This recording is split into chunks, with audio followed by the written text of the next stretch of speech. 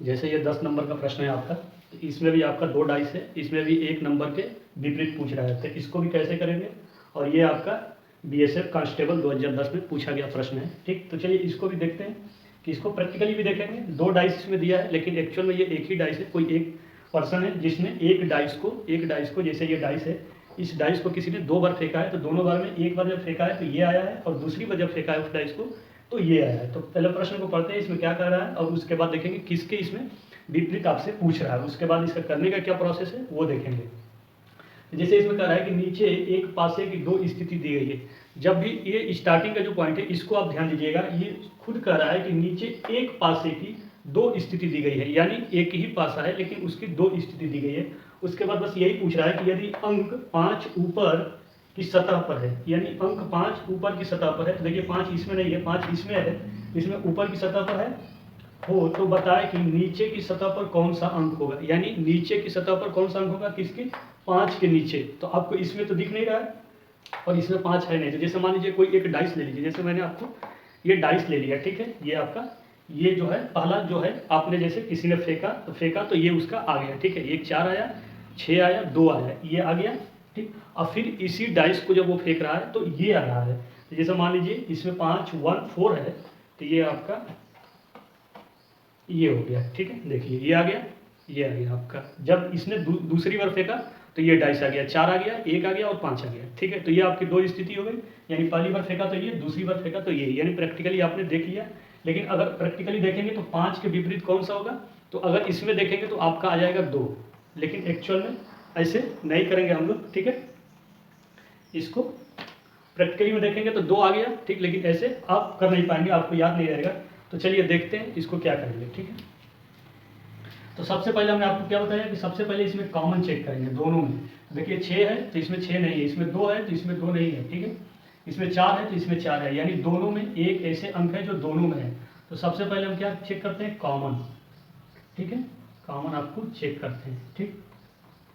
अब उसके बाद क्या करते हैं, क्लॉकवाइज लीजिए या एंटी क्लॉकवाइज, उससे आपका कोई फर्क नहीं पड़ेगा, ठीक है। तो नॉर्मली हम ऐसे ही क्लॉकवाइज में घूमते हैं, तो ऐसे हम इसको कर लेंगे, ठीक। इसको भी वैसे ही घूमेंगे क्लॉकवाइज, चाहे आप जिधर से कीजिए, रिजल्ट में कोई आपका डिफरेंस नहीं आएगा। तो जब दोनों में जो अंक कॉमन है उसको लेंगे, ठीक है, जो दोनों में कॉमन है उसको लेंगे। तो दोनों में कौन सा कॉमन है, 4 है, तो पहले 4, ठीक। अब उसके बाद 4 के क्लॉकवाइज घूमेंगे, 4 के बाद 2, फिर 2 के बाद 6, खत्म, 3 अंक था, 3 अंक आ गया आपका।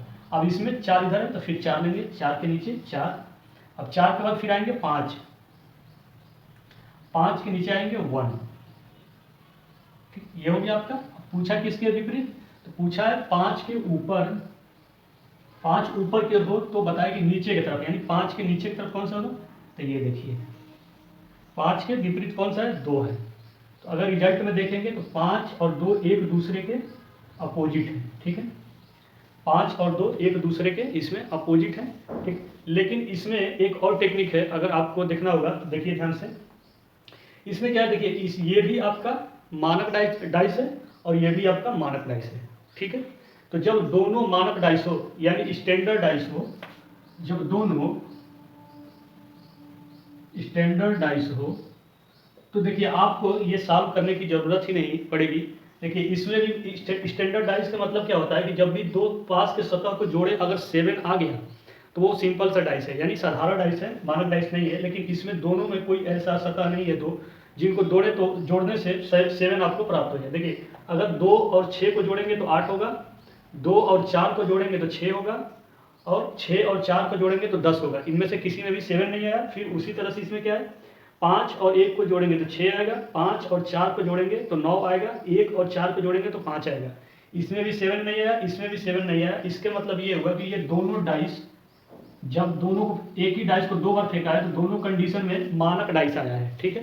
तो जब दोनों मानक है तो जिसके विपरीत पूछ रहा है उसमें ऐसे कौन सा नंबर जोड़े कि 7 आ जाए, तो वो किसके विपरीत पूछ रहा है, 5 के विपरीत पूछ रहा था।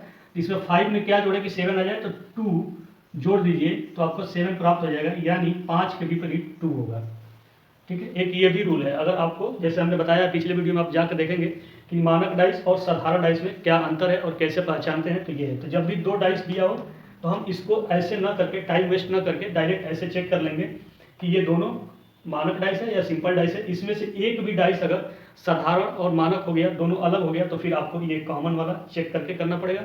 अगर दोनों डाइस आपका स्टैंडर्ड यानी मानक है तो आपको ये करने की जरूरत ही नहीं है प्रोसेस। सीधे जिसके विपरीत पूछ रहा है उसमें कौन सा नंबर जोड़े कि आपका 7 प्राप्त हो जाए, तो वो नंबर जोड़ दीजिए। 7 जिस नंबर को जोड़ने से 7 प्राप्त होगा वही नंबर उसके विपरीत हो जाएगा। तो देख लीजिए ये भी आपका मानक डाइस है, ये भी आपका मानक डाइस है, इसीलिए सीधे सीधे 5 के अपोजिट 2 होगा। ठीक है, इतना आपको करने की जरूरत नहीं है। तो चलिए नेक्स्ट क्वेश्चन में हम देखेंगे कि उसमें क्या है, क्या उसमें भी दोनों मानक पास है या दोनों सिंपल पास है या एक मानक है एक सिंपल है, उसको कैसे करेंगे। तो ये बीएसएफ कांस्टेबल 2010 में पूछा गया प्रश्न है, तो हो सकता है कि आपको आगे आने वाले परीक्षाओं में इस तरह के प्रश्न देखने को मिले। चलिए नेक्स्ट क्वेश्चन हम देखते हैं उसमें क्या है आपका। बहुत बहुत धन्यवाद, थैंक यू।